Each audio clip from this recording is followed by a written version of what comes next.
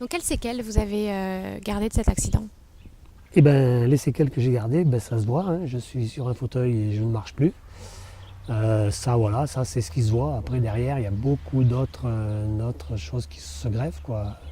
Des grosses douleurs neurologiques, des problèmes urinaires, voilà, plein de problèmes sous-jacents que c'est vrai qu'on ne voit pas spécialement et qui sont souvent plus, plus gênants que le fait de ne pas marcher. Par exemple, les douleurs que j'ai sont très très très fortes et à la limite elles me gênent plus que le fait de plus marcher. Plus marcher, je me suis après voilà après l'accident j'ai eu une grosse période de rééducation. Je suis resté en centre de rééducation pendant 6 mois. Et quelles sont les conséquences concrètement aujourd'hui dans votre quotidien? Bah, dans mon quotidien, professionnellement, j'ai pas retravaillé. Et sur votre vie personnelle, familiale, est-ce qu'il y a eu des incidences importantes? Bah, sur la vie, oui, c'est sûr qu'il y a beaucoup d'incidences, ne serait-ce que la maison. À cette époque-là, on habitait dans le Vercors et on avait une maison avec des étages, il a fallu aménager, faire de gros travaux d'aménagement, ascenseur et voilà. Il faut réapprendre à conduire une voiture autrement. Il faut tout ce qui est transfert, monter dans la voiture, rentrer le fauteuil, quand on aller à la douche, tout ça, c'est quand même assez compliqué. Donc ça, c'est un apprentissage en fait. On réapprend les choses autrement. Voilà.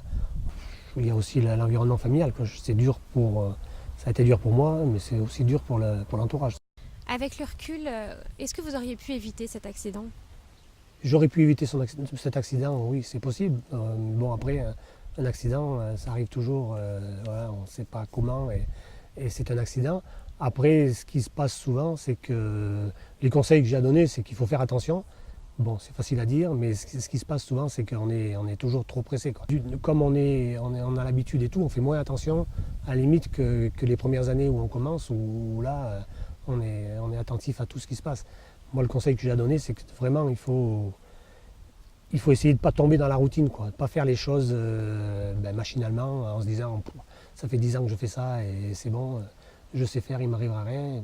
Est-ce que durant votre carrière professionnelle, vous avez été sensibilisé aux questions de sécurité?